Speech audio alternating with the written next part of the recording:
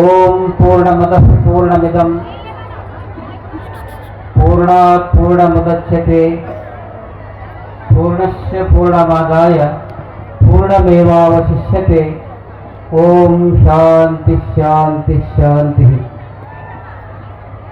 ಪರಮ ಪೂಜ್ಯ ಮಹಾಯೋಗಿ ಸದ್ಗುರು ಹಾರಕೂಡದ ಶ್ರೀ ಚನ್ನಬಸವ ಶಿವಯೋಗಿಗಳನ್ನು ಮನೋಮಂದಿರದಲ್ಲಿ ಧ್ಯಾನಿಸಿ ಅನಂತ ಕೋಟಿ ಪ್ರಣಾಮಗಳನ್ನು ಸಮರ್ಪಿಸಿ, ವಿಶ್ವಜ್ಯೋತಿ ಮಹಾಮಾನವತಾವಾದಿ ವಿಶ್ವಗುರು ಮಹಾತ್ಮ ಬಸವೇಶ್ವರರ ಶ್ರೀಚರಣಕ್ಕೆ ಅನಂತ ಕೋಟಿ ಪ್ರಣಾಮಗಳನ್ನು ಸಮರ್ಪಿಸಿ, ಜಗದಾದಿ ಜಗದ್ಗುರು ಪಂಚ ಆಚಾರ್ಯರನ್ನು ಸ್ಮರಿಸಿ ವಂದಿಸಿ, ಇಂದಿನ ಪರಮ ಪೂಜ್ಯ ಲಿಂಗೈಕ್ಯ ಸದ್ಗುರು ಹಾರಕೂಡದ ಶ್ರೀ ಚನ್ನಬಸವ ಶಿವಯೋಗಿಗಳವರ 75ನೇ ಜಾತ್ರಾ ಅಮೃತ ಮಹೋತ್ಸವದ ಈ ಪವಿತ್ರ ಪರ್ವಕಾಲದಲ್ಲಿ ಪಾವನ ಸನ್ನಿಧಾನವನ್ನು ವಹಿಸಿರುವಂತಹ ವಿಚಾರ ಮತ್ತು ಆಚಾರಶೀಲರು ಪರಮ ಪೂಜ್ಯ ಹಾನಗಲ್ಲ ಗುರುಕುಮಾರ ಮಹಾಶಿವಯೋಗಿಗಳವರ ಕರುಣೆಯ ಸಂಜಾತರು ಆಗಿರುವಂತಹ ಮತ್ತು ಇಡೀ ನಮ್ಮೆಲ್ಲ ಕರ್ನಾಟಕ ರಾಜ್ಯದ ಎಲ್ಲ ಮಹಾಸ್ವಾಮೀಜಿಯವರಿಗೆ ಮಾತೃಸ್ಥಾನವಾಗಿರುವಂತಹ ಹುಬ್ಬಳ್ಳಿ 3000 ಮಠದ ಅಧಿಪತಿಗಳಾಗಿರುವಂತಹ ಪರಮ ಪೂಜ್ಯ ಜಗದ್ಗುರು ಮಹಾಸನ್ನಿಧಿಯವರಿಗೆ ಅನಂತ ಕೋಟಿ ಪ್ರಣಾಮಗಳನ್ನು ಸಮರ್ಪಿಸಿ, ಇಂದಿನ ಪಾವನ ಪರಿಸರದಲ್ಲಿ ಸಮ್ಮುಖವನ್ನು ವಹಿಸಿರುವಂತಹ ಮಾತೇಕೆ ಕೃತಿಯರಲಿ ಕೃತಿಯಲ್ಲಿ ಸೊಬಗಿರಲಿ ಎನ್ನುವ ಹಾಗೆ ಹಾನಗಲ್ಲ ಗುರುಕುಮಾರ ಶಿವಯೋಗಿಗಳ ದಿವ್ಯ ತತ್ವವನ್ನು ತಮ್ಮ ಜೀವನದಲ್ಲಿ ತಮ್ಮ ಸ್ಫಲಿತ ವಾಣಿಯಿಂದ ಇಡೀ ಕಲ್ಯಾಣ ಕರ್ನಾಟಕ ಭಾಗದಲ್ಲಿ ಅಷ್ಟೇ ಅಲ್ಲ, ಕನ್ನಡ ನಾಡಿನ ಎಲ್ಲ ಮಠಗಳಿಗೆ ಸಂಚರಿಸಿ ಅವರ ದಿವ್ಯ ಸಂದೇಶವನ್ನು ನೀಡಿದಂತಹ ಕೀರ್ತಿ ಯಾರಿಗಾದರೂ ಸಲ್ತಾ ಇದ್ದ ಪೂಜ್ಯ ಹಿರನಾಗವ ಮಹಾಸ್ವಾಮೀಜಿಯವರಿಗೆ ಸಲ್ತಾ ಇದೆ ಅನ್ನುವಂಥ ಮಾತನ್ನು ಕೂಡ ಪ್ರೀತಿಯಿಂದ ಹೇಳಿ, ಅಂಥವರು ಇಂದಿನ ಪವಿತ್ರ ಸಮಾರಂಭದಲ್ಲಿ ಸಮ್ಮುಖವನ್ನು ವಹಿಸಿದ್ದಾರೆ. ಈಗಾಗಲೇ ಅವರಿಗೆ 75-80 ಸಮೀಪಿದ್ದ, ಆದರೂ ಕೂಡ ಪರಮ ಪೂಜ್ಯ ಜಗದ್ಗುರು ಮಹಾಸನ್ನಿಧಿಯವರ ಬರಮಾಡಿಕೊಳ್ಳಲೇಬೇಕೆನ್ನುವಂತಹ ದಿವ್ಯ ಸಂದೇಶವನ್ನು ನೀಡಿದಾಗ ಬಹಳ ಪ್ರೀತಿಯಿಂದ ಆತ್ಮೀಯತೆಯಿಂದ ಇವತ್ತು ಜಗದ್ಗುರು ಮಹಾಸನ್ನಿಧಿಯವರಿಗೆ ಯಾರು ಕರ್ಕೊಂಡು ಬಂದಾರಂದ್ರೆ ನಮ್ಮ ಪರಮ ಪೂಜ್ಯ ಆಗಿರ್ತಕ್ಕಂಥ ಹಿರನಾಗವ ಶ್ರೀಗಳವರು ಕರ್ಕೊಂಡು ಬಂದಿದ್ದ. ಯಾಕೆಂದರೆ ಮುಂದೆ ನಾನು ಹೇಳ್ತಾ ಇದ್ದೀನಿ, 3000 ಮಠಕ್ಕೂ ಮತ್ತು ಹಾರಕೂಡ ಮಠಕ್ಕೂ ಅನ್ಯೋನ್ಯವಾಗಿರುವಂತಹ ಅವಿನಾಭಾವವಾಗಿರ್ತಕ್ಕಂಥ ಸಂಬಂಧ, ಆಧ್ಯಾತ್ಮದ ದಿವ್ಯ ಸಂಬಂಧ. ನಿಮಗೆ ಹೆಂಗ ತವರು ಮನೆಗೆ ಲಗ್ನ ಆದ್ಮ್ಯಾಕ 10-12 ವರ್ಷ ಆದ ನಂತರ ನಿಮ್ಮ ಮನೆಗೆ ತವರು ಮನೆಯವರು ಯಾರಾದರೂ ಒಬ್ರು ಬಂದ್ರೆ ಎಷ್ಟು ಖುಷಿ ಆಗ್ತದಲ್ಲ, ಅದ್ರ 100 ಪಟ್ಟು ಖುಷಿ ನಮಗೆ ಪೂಜಾರಿಗೆ ನೋಡಿ ನಮ್ಗಾಗ. ಯಾಕೆಂದ್ರೆ 3000 ಮಠ, ಜಗದ್ಗುರು 3000 ಮಠ ಅಂದ್ರೆ ನಮ್ಮೆಲ್ಲರ ತವರು ಮನೆ ಇದ್ದಾನೆ. ನಿಮ್ಗೆ ಆಶ್ಚರ್ಯ ಆಗ್ಬೋದು, ಇವರಿಗಿಂತ ಹಿಂದಿನ ಜಗದ್ಗುರು ಮಹಾಸನ್ನಿಧಿಯವರು ಡಾಕ್ಟರ್ ಮೂ ಜಗಮ್ಮ ಅಂತ ಅವರಿಗೆ ಕರಿತಾ ಇದ್ರು. 3000 ಮೂ ಜಗಮ್ಮ ಅಂದ್ರೆ 3000 ಮಠದ ಜಗದ್ಗುರು ಗಂಗಾಧರ ರಾಜಯೋಗೇಂದ್ರ ಮಹಾಸ್ವಾಮಿಗಳು, ಅವರಿಗೆ ಮೂ ಜಗಮ್ ಅಂತ ಕರಿತಾ ಇದ್ರು. ಸರ್ವಜ್ಞನ ನಂತರ ಇಡೀ ಕನ್ನಡ ನಾಡಿನಲ್ಲಿ 5000 ಪೂರ್ಣಜ್ಞ ವಚನಗಳನ್ನು ಬರೆದಂಥ ಕೀರ್ತಿ ಡಾಕ್ಟರ್ ಹಿಂದಿನ ಮೂ ಜಗಮ್ಮರವರಿಗೆ ಸಲ್ತಾ ಇದೆ. ಅಂತ ಮಹಾಪೂಜ್ಯರು ಹಾರಕೂಡ ಮಠಕ್ಕೆ ಅನೇಕ ಸಲ ಬಂದಿದ್ದರು. ಕೊನೆಯ ಸಂದರ್ಭದಲ್ಲಿ 2003ನೇ ಇಸ್ವಿ, ಯಾಕೆಂದ್ರೆ ನಡೆದ ಘಟನೆಗಳನ್ನು ಹೇಳಲೇಬೇಕು. 2003 ಆ ಸಂದರ್ಭದಲ್ಲಿ ಬಂದಾಗ ಹುಬ್ಬಳ್ಳಿಯ ಜಗದ್ಗುರು 3000 ಮಠದ ಜಗದ್ಗುರು ಮಹಾಸನ್ನಿಧಿಯವರು ಸ್ವಲ್ಪ ಆರಾಮಿರಲಿಲ್ಲ. ಒಂದು ಮಾತು ಹೇಳಿದ್ರು ಅವರು ಹಾರಕೂಡ ಜಾತ್ರಾ ಮಹೋತ್ಸವದಲ್ಲಿ, ನೋಡ್ರಪ್ಪ ಮುಂದೆ ನಾನು ಬರ್ತೀನೋ ನಿಲ್ಲೋ ನನಗೆ ಗೊತ್ತಿಲ್ಲ, ನನ್ನ ಮೈಯಾಗ ಹುಷಾರಿಲ್ಲ, ಮುಂದೆ ಬರ್ತಕ್ಕಂಥದ್ದು ಬಹಳ ಕಡಿಮೆ, ಆದರೆ ಒಂದು ಮಾತು ಭಕ್ತರಿಗೆ ಭರವಸೆ ಕೊಡ್ತೀರ ತಿಳ್ಕೊಂಡು ಪರಮ ಪೂಜ್ಯರು 2003ರಲ್ಲಿ ಹಾರಕೂಡ ಜಾತ್ರೆಯಲ್ಲಿ ಒಂದು ಮಾತನ್ನು ಹೇಳಿದ್ರು. ಏನು ಹೇಳಿದ್ರಂದ್ರೆ, ಪರಮ ಪೂಜ್ಯ ಮೂ ಜಗಮ್ಮರಲ್ಲಿ 3 ರೀತಿಯಾಗಿರ್ತಕ್ಕಂಥ ಮಹಾತ್ಮರ ಶಕ್ತಿ ಇದ್ವು ಅವರಲ್ಲಿ. ಯಾವುದಂದ್ರೆ, ಒಂದು ಚಿತ್ತರಿಗೆ ವಿಜಯಮಾಂತೇಶ್ವರರ ಶಕ್ತಿ, ಎರಡನೇದು ಹುಬ್ಬಳ್ಳಿ 3000 ಮಠದ ಗುರುಸಿದ್ದೇಶ್ವರರ ಶಕ್ತಿ, ಮೂರನೇ ಶಕ್ತಿ ಹಾನಗಲ್ಲದ ಗುರುಕುಮಾರ ಶಿವಯೋಗಿಗಳ ಆಶೀರ್ವಾದದ ಶಕ್ತಿ. 3 ಶಕ್ತಿ ಅವರಲ್ಲಿ ದಿವ್ಯವಾಗಿರ್ತಕ್ಕಂಥ ಶಕ್ತಿ. ಅವರೊಂದು ಮಾತು ತಮ್ಮ ಆಶೀರ್ವಚನದಲ್ಲಿ ಹೇಳಿದ್ರು, ನನ್ನಲ್ಲಿ ಏನು ಶಕ್ತಿ ಬಂದದ ಆ ಎಲ್ಲ ಶಕ್ತಿಯನ್ನ ಇನ್ನು ಮುಂದೆ ನಾನು ಹಾರಕೂಡಕ್ಕೆ ಬರೋದಾಗುವುದಿಲ್ಲ, ಆದರೆ ನನ್ನ ಭೌತಿಕ ದೇಹ ಇರಬಹುದು ಹೋಗಬಹುದು, ಆದರೆ ನನ್ನ ದಿವ್ಯ ಶಕ್ತಿಯನ್ನ ಪೂಜ್ಯ ಚನ್ನವೀರ ಶಿವಾಚಾರ್ಯರಿಗೆ ಆಶೀರ್ವಾದ ರೂಪದಲ್ಲಿ ಕೊಟ್ಟು ಹೋಗ್ತೀನಿ ಅನ್ನುವಂಥ ಮಾತನ್ನ ಪೂಜ್ಯ ನಮ್ಮೆಲ್ಲಾ ಭಕ್ತರ ಕಣ್ಣಲ್ಲಿ ನೀರು ಬಂತು. ಅಂದ್ರೆ ಅಂತಹ ದಿವ್ಯವಾಗಿರುವಂತಹ ಆಶೀರ್ವಾದದ ಫಲದಿಂದ ಮಹಾಜನೋ ಏನಗತಃ ಸ ಪಂಥಾಹ ಎನ್ನುವ ಹಾಗೆ ಅವರು ಹಾಕಿಕೊಟ್ಟಿರ್ತಕ್ಕಂಥ ಆದರ್ಶ ಪಥದಲ್ಲಿ ನಾವು ಮುಂದುವರೆದುಕೊಂಡು ಹೋಗ್ತಾ ಇದ್ದೇವೆ. ಅವರಷ್ಟೇ ಅಲ್ಲ, ನಮ್ಮನ್ನಷ್ಟೇ ಅಲ್ಲ, ನೂರಾರು ಜನ ಸ್ವಾಮಿಗಳಿಗೆ ತಂದೆಯಾಗಿ, ತಾಯಿಯಾಗಿ, ಗುರುವಾಗಿ ಎಲ್ಲ ರೀತಿಯಿಂದ ಆಶೀರ್ವಾದ ಮಾಡಿದಂಥ ಮಹಾಪೂಜ್ಯರು ಮೂಜಗಮರವರು. ನಿಮಗೆ ಆಶ್ಚರ್ಯ ಆಗ್ಬೋದು, ಶ್ರೀಶೈಲದ ಉಮಾಪತಿ ಪಂಡಿತಾರಾಧ್ಯರು ಅವರು 3000 ಮಠದಲ್ಲಿ ಅಭ್ಯಾಸ ಮಾಡಿದವರು. ನಮ್ಮ ತೋಟದ ಸಿದ್ಧಲಿಂಗ ಮಹಾಶಿವಯೋಗಿಗಳವರು, ಲಿಂಗೈಕ್ಯ ಸಿದ್ಧಲಿಂಗ ಮಹಾಶಿವಯೋಗಿಗಳು ಅವರು 500ಕ್ಕಿಂತ ಹೆಚ್ಚಿನ ಗ್ರಂಥಗಳನ್ನು ಪ್ರಕಟ ಮಾಡಿದ್ದಾರೆ ಅಸ್ಖಲಿತ ವಾಣಿಯಿಂದ. ಅವರು ಮಾತಾಡ್ತಾ ಇದ್ದರೆ ಎಲ್ಲರ ಮನ ಅರಳ್ತಾ ಇತ್ತು. ಅವ್ರು ಎಲ್ಲಿ ತಯಾರಾದರು? ಹುಬ್ಬಳ್ಳಿಯ 3000 ಮಠದಲ್ಲಿ ನಿರ್ಸೋಚಿ ಜಗದ್ಗುರುಗಳವರು, ಆನಂದಪುರದ ಜಗದ್ಗುರುಗಳವರು, ನಮ್ಮ ಪರಮ ಪೂಜ್ಯ ಹಿರನಾಮ ಶ್ರೀಗಳವರು ನೂರಾರು ಜನರನ್ನ ತಯಾರು ಮಾಡಿದಂತಹ ಕೀರ್ತಿ ಡಾಕ್ಟರ್ ಮೂಜಗಮರವರಿಗೆ ಸಲ್ತಾ ಇದೆ. ಅಂತಹ ಒಂದು ಸ್ಥಾನದಿಂದ ಇವತ್ತು ಪೂಜ್ಯರು ಬಂದ ನಮಗ ನಮ್ಮ ಪರಮ ಪೂಜ್ಯರನ್ನು ನೋಡಿದಾಗ 3000 ಮಠದ ಗುರುಸಿದ್ಧ ರಾಜೇಂದ್ರ ಮಹಾಸ್ವಾಮಿಗಳನ್ನು ನೋಡಿದಾಗ ನಮಗಿಂದು ಹೇಗೆ ಆಗ್ತಾ ಇದೆ ಅಂದ್ರೆ, ನಮ್ಮ ಕಲ್ಲಪ್ಪ ಹೊಕ್ತಾಪುರವ್ರು ಹೇಳಿದ್ರು, ಏನ್ರಿ ಅಬ್ಬೋರೆ ಗುರುಸಿದ್ಧ ರಾಜೇಂದ್ರ ಮಹಾಸ್ವಾಮಿಗಳನ್ನು ನೋಡಿದಾಗ ಹೆಂಗ್ ಅನಿಸ್ತಾ ಇದೆ ಅಂದ್ರೆ ಮೂಜಗಮರನ್ನ ನೋಡಿದಂತೆ ನಮಗೆ ಆಗ್ತಾ ಇದೆ ಅನ್ನುವಂಥ ಭಾವವನ್ನು ವ್ಯಕ್ತಪಡಿಸಿದ್ದ. ಅಂತಹ ದಿವ್ಯ ವ್ಯಕ್ತಿತ್ವ, ಸರಳತೆ, ಸೌಜನ್ಯತೆ, ಅಸ್ಖಲಿತವಾಣಿ, ದಿವ್ಯ ಜ್ಞಾನ ಅವರಲ್ಲಿದೆ. ಅಂಥವರು ಫೋನಿನ ಮುಖಾಂತರವಾಗಿ ಬಹಳ ಜನ ಸ್ವಾಮಿಗಳಿರ್ತಾರೆ. ಈಗ ಕೆಲವು ಜನ ಸ್ವಾಮಿಗಳಿದ್ದಾರ, ಅವ್ರಿಗೆ 1 ಸಲ 2 ಸಲ ಹೋದ್ರೆ ಬರಲ್ರಿ. ಅವ್ರು 1 ಸಲ 2 ಸಲ ಹೋದ್ರೆ ಬರಲ್ಲ. ನೋಡಮ್ಮಿ ಮುಂದೆ ಬರ್ರಿ, 3 ತಿಂಗಳು ಬಿಟ್ಟು ಬರ್ರಿ, ಮುಂದಿನ ವರ್ಷ ಬರ್ರಿ, 3 ವರ್ಷ ಕಾಯ್ಬೇಕು. ಅದು ಬಂದ್ರು ಅದ್ರ ಕೊಯ್ಕಂತ ಅವರೇ ಹೋಗ್ಬೇಕಾಗಿದೆ. ಆದ್ರ ಪರಮ ಪೂಜ್ಯ ಜಗದ್ಗುರು ಮಹಾಸನ್ನಿಧಿಯವರು ದೂರವಾಣಿಯ ಮುಖಾಂತರ ಬಂದಿದ್ದಾರೆ. ಅವರಿಗೆ ನಮಗೆ ದೂರವಾಣಿ ಕಿಲೋಮೀಟರ್ದಿಂದ ದೂರ ಇರಬಹುದು. ನಾವು ಹುಬ್ಬಳ್ಳಿ 3000 ಮಠ ಮತ್ತು ಹಾರಕೋಡು ಮಠ ಕಿಲೋಮೀಟರ್ದಿಂದ 600 ಕಿಲೋಮೀಟರ್ ಇರಬಹುದು. ಆದರೆ ಹೃದಯದಿಂದ, ಭಕ್ತಿಯಿಂದ ನಾವೆಲ್ಲರೂ ಕೂಡ ಬಹಳ ಅನ್ಯೋನ್ಯವಾಗಿ ಸಂಬಂಧಿಕರಾಗಿದ್ದೀವಿ ಅನ್ನುವಂಥ ಮಾತನ್ನ ಬಹಳ ಪ್ರೀತಿಯಿಂದ ಹೇಳ್ತಾ ಇದ್ದೀವಿ. ಅಂತಹ ಪೂಜ್ಯರು ಇವತ್ತು ದಿವ್ಯ ಸನ್ನಿಧಾನವನ್ನು ವಹಿಸಿ ಆಶೀರ್ವಚನ ಮಾಡಲಿಕ್ಕೆ ಬಂದಿದ್ದಾರೆ. ಇಂತಹ ಪವಿತ್ರ ಕಾರ್ಯಕ್ರಮದಲ್ಲಿ ಅದರ ಅಧ್ಯಕ್ಷತೆಯನ್ನ ನಮ್ಮ ಶಾಸಕರಾಗಿರ್ತಕ್ಕಂಥ ಡಾಕ್ಟರ್ ಅವಿನಾಶ್ ಜಾಧವ್ ಅವರು ವಹಿಸಿದ್ದಾರೆ. ಸನ್ಮಾನ್ಯರಾಗಿರ್ತಕ್ಕಂಥ ಸಾಗರ್ ಖಂಡ್ರೆ ಅವರು ಒಳ್ಳೆ ಮಾತುಗಳನ್ನು ಹೇಳಿ ನಿರ್ಗಮಿಸಿದ್ದಾರೆ.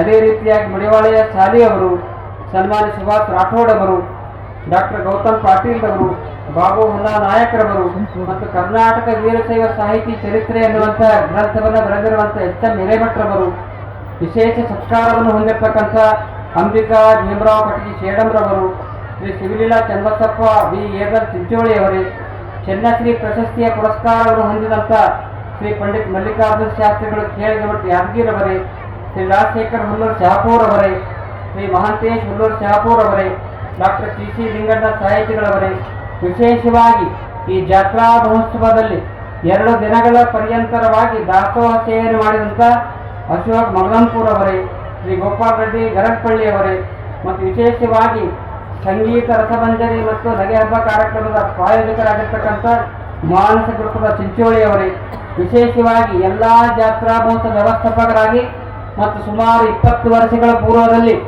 ಚಿಂಚೋಳಿಯಲ್ಲಿ ಯಾವುದೇ ಗುಡಿ ಇರದೇ ಇದ್ದಾಗ ಸುಂದರವಾಗಿರುವಂತಹ ಕಲ್ಯಾಣ ಮಂಟಪವನ್ನು ತಮಗೆ ಬಂದಿರತಕ್ಕಂಥ ಆದಾಯದಲ್ಲಿ ಪ್ರೀತಿ ಭಕ್ತಿಯಿಂದ ಆಗಿನ ಕಾಲದಲ್ಲಿ 20 ಲಕ್ಷ ರೂಪಾಯಿ ಖರ್ಚು ಮಾಡಿ ಗುಡಿ ಕಟ್ಟಿಸಿರ್ತಕ್ಕಂಥ ಶ್ರೀ ಕಲ್ಲಪ್ಪಾಜಿ ಹೊಕ್ತಾಪುರ್ ಅವರೇ ಮತ್ತೆಲ್ಲ ಅನುಭಾವಿಗಳೇ, ಹಿರಿಯರೇ, ಪತ್ರಿಕಾ ಬಂಧುಗಳೇ, ನಿಮಗೆಲ್ಲ ಟೈಮ್ ಇರ್ಲಾದ ಕಳಿಸಿ ಶಾಲೆ ಹಚ್ಚಿಲ್ಲ. ಆದರೆ ಪತ್ರಿಕಾ ಕರ್ತರಿಗೆ ಹೇಳ್ತಾ ಇದ್ದೀನಿ, ನಿಮ್ಗೆ ಅನೇಕ ಸಲ ಶಾಲೆ ಹಚ್ತೀವಿ. ಆದರೆ ಎಲ್ಲ ಪತ್ರಿಕಾಕರ್ತ ಬಂಧುಗಳಿಗೆ ಸವಿಯದೇ ಇರುವಂಥ ಒಂದು ಶಾಲಿದೆ, ಅದು ಹಾರಕೋಡು ಚನ್ನಬಸವೇಶ್ವರ ಆಶೀರ್ವಾದದ ಶಾಲೆ ಸದಾಕಾಲ ಇರ್ತಾ ಇದೆ ಅನ್ನುವಂಥ ಮಾತನ್ನ ಈ ಪವಿತ್ರ ಸಂದರ್ಭದಲ್ಲಿ ಹೇಳಿ, ನಾಡಿನ ಅನೇಕ ಭಾಗಗಳಿಂದ ಆಗಮಿಸಿರ್ತಕ್ಕಂಥ ಎಲ್ಲ ಅನುಭವಿಗಳಿಗೆ, ಹಿರಿಯರೇ, ಮಾತೆಯರೇ, ಮಕ್ಕಳೇ, ನಿಮ್ಮೆಲ್ಲರ ಹೃದಯ ಮಂದಿರದಲ್ಲಿರುವಂಥ ಪರಮಾತ್ಮನ ಶ್ರೀಚರಣಕ್ಕೆ ಶರಣು ಶರಣಾರ್ಥಿಗಳು. ಬಾಬಾ ಈಗ ಶಾಲ ಆಯ್ತು ಭಾಷಣ ಅಂತಾರಪ್ಪ. ಈ ಕೆಲವು ಜನ ಎದ್ದು ಹೋದ್ರಿ. ಆದರೆ ಒಂದು ಮಾತನ್ನು ನಾನು ಹೇಳ್ತಾ ಇದ್ದೀನಿ, ಮುಂದಿನ ವರ್ಷ ಹೆಣ್ಮಕ್ಕಳು ಯಾರೇ ಎದ್ದು ಹೋಗೋರಿದ್ರ ಆ ಗೇಟ್ ತೇರು ಎಳೆದುಕೊಂಡು ಬಿಟ್ಬಿಡ್ತಾವ. ತೇರು ಎಳೆದುಕೊಂಡು ಹೋಗ್ಬಿಡ್ರಿ. ಒಂದು ವೇಳೆ ಹೋಗೋರಿದ್ರೆ ಇಲ್ಲಿ ಕೂಡ್ಬೇಡಿ. ನೀವು ಬರ್ರಿ ಹಾರ್ಕೊಡ್ಕ ಜಾತ್ರಾ ಮಹೋತ್ಸವ. ನಮ್ಮ ಜಾತ್ರೆನೇ, ನಮ್ಮವರೇ ಆದ್ರೂ ಇನ್ನೂ ಬರ್ಬೇಕು ಸ್ವಲ್ಪ, ಇನ್ನೂ ಸ್ವಲ್ಪ ಬರ್ಬೇಕು. ಬಂದ್ರೆ 90% ಬಂದ್ರೆ ಇನ್ನೊಂದು 10% ಹೊಡೆದು 10%. ಕಾರ್ಕಳದಾಗ 7 ಗಂಟೆಗೆ ಪ್ರಾರಂಭ ಆಗಿರ್ತಕ್ಕಂಥ ಸಭಾ ಒಂದು ಸಲ ನಿರ್ಭಯಾನಂದ ಮಹಾಸ್ವಾಮೀಜಿಯವರು ಬಂದಿದ್ರು. ಕಾರ್ಕಳದಲ್ಲಿ ನಿರ್ಭಯಾನಂದ ಮಹಾಸ್ವಾಮೀಜಿಯವರು ಬಂದಾಗ 7 ಗಂಟೆಗೆ ಸಭಾ ಪ್ರಾರಂಭ ಆದ್ರೆ 11 ಗಂಟೆ ಆದ್ರೆ ಯಾರು ಎದ್ದು ಹೋಗ್ತಾರೆ. ಆಶ್ಚರ್ಯಪಟ್ಟರು, ಬಹಳ ಆಶ್ಚರ್ಯಪಟ್ಟರು. ಅಂತ ಒಂದು ಸಂಸ್ಕಾರ ಇಲ್ಲಿಯೂ ಕೂಡ ಬರಲಿ, ನಿಮ್ಮಲ್ಲಿಯೂ ಕೂಡ ಅದ. ನಿಮಗೆಲ್ಲ ನೋಡಿದಾಗ ನಮ್ಮ ತಾಯಿ ಬಂದಾರ ನೋಡ್ರಿ, ಹೈದರಾಬಾದಿಂದ ಬಂದಾರ. ಗೌರಮ್ಮ ನಾರಾ ಅಂತ ಬಂದಾರ ಹೈದರಾಬಾದಿಂದ. ಅಪ್ಪೋ ನೀವು 10 11 ರಾತ್ರಿ 2 ತನಕ ಭಾಷಣ ಮಾಡಿ ನಾನು ಹಿಂಗೆ ಕೊಡ್ತೀನಿ ಅಂತಾರೆ. ಅಂದ್ರೆ ನೀವೆಲ್ಲರನ್ನ ನೋಡಿದಾಗ ನಮಗೆ ಭಾಳ ಖುಷಿ ಆಗ್ತದೆ. ಎದ್ದು ಹೋದ್ರೆ ಸ್ವಲ್ಪ ಏನಾಗ್ತದೆ, ತಲೆದಾಗ ಒಂದೊಂದು ಬಿಳಿ ಕೂದಲು ಬರ್ತದೆ ನೋಡಿ, ಹೆಂಗೆ ಆಗ್ತದೆ. ಯಾಕೆ ಬಂದವಪ್ಪ, ನಮ್ಮೂರು ಬಂದಾವ ಇವು 63 ಮತ್ತು ಬರೋದೇ ನೀವು ಬರ್ತಾವ. ಅದಕ್ಕಾಗಿ ಯಾರು ಎದ್ದು ಹೋಗಬೇಡ್ರಿ. ಪ್ರತಿ ಸಲ ನೀವು ಮುಂದೆ ಇದು 75 ಅಷ್ಟೇ ಅಲ್ಲ, 125 ಆದ್ರೂ 200 ಆದ್ರೂ ಜಾತ್ರೆ ಹಿಂಗೆ ನಡೀತದೆ. ಅದಕ್ಕಾಗಿ ತಾವೆಲ್ಲರೂ ಕೂಡ ಇಂಥ ಪವಿತ್ರ ಕಾರ್ಯಕ್ರಮದಲ್ಲಿ ಭಾಗಿಯಾಗಿದ್ದೀರಿ. ನೀವೆಲ್ಲರೂ ಕೂಡ ಸದ್ಗುರು ಚನ್ನಬಸವೇಶ್ವರ ದೇವಿಗಳ ಮೇಲಿನ ಭಕ್ತಿ, ಶ್ರದ್ಧೆ, ವಿಶ್ವಾಸದಿಂದ ಈ ಕಾರ್ಯಕ್ರಮದಲ್ಲಿ ಭಾಗಿಯಾಗಿದ್ದೀರಿ. 75 ವರ್ಷ ಮಹಾತ್ಮರ ಇವತ್ತು ಜಾತ್ರಾ ಮಹೋತ್ಸವ, ಅದರ ಬಗ್ಗೆ 2 ಮಾತು ಹೇಳೋದು. ಹಾರ್ಕೋಡು ಮುಕ್ತಿಯವರು 100 ವಯಸ್ಸಾದರೆ, 100 ವಯಸ್ಸಾಗಿತ್ತು. 100 ವಯಸ್ಸಾದಾಗ ಇಲ್ಲಿ ಚಿಮ್ಮಾಯಿದಾಗಿ ಬರ್ತಾರೆ.